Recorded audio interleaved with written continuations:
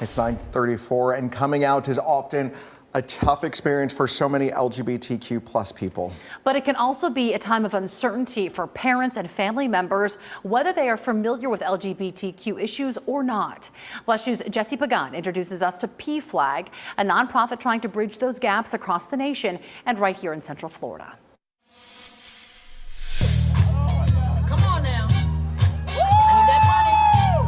During events like St. Cloud's Proud in the Cloud Pride Festival, we do have one virtual meeting a month. David Porter does some of his most important work.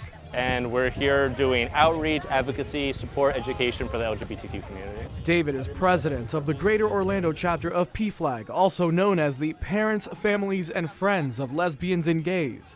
I would say most months or meetings we have some parents who come in just like that, like, my child just came out, I don't know what's going on, I have a lot of feelings, I need to talk about it. Yeah. So that's great because then they can see other families and see what it's like. Across the country, PFLAG chapters hold community meetings where LGBTQ plus people and their friends and family can talk with others and get connected with resources. Anything from an informal chat on the phone to crisis hotlines to shelter for kids who are homeless. 4 of those chapters call Central Florida home in Ocala, the Space Coast, Orlando, and Volusia County. It's great for the families. Sean Tattinger's familiar with PFLAG, and as a therapist, he's seen the need for support for families of LGBTQ plus people, especially outside of big cities. I grew up in the country, so I know what that experience is. And I could just see that would be a beautiful thing if there was outreach to those communities as well. Enter Jill Carell, whom we met at Ocala's Tree of Life Sanctuary, which is right next to Temple Beth Shalom.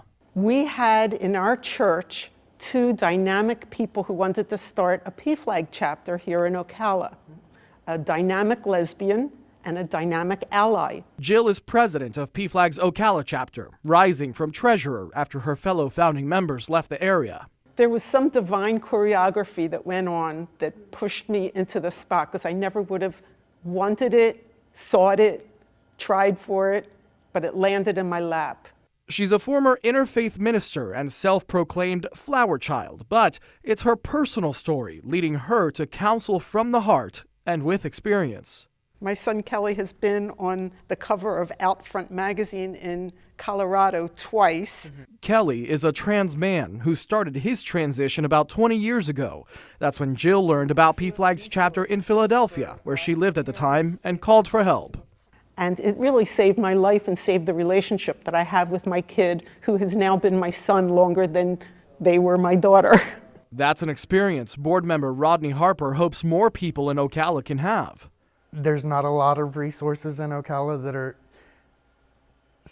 safe spaces. The youth, straight, gay, whatever they are, that's our future.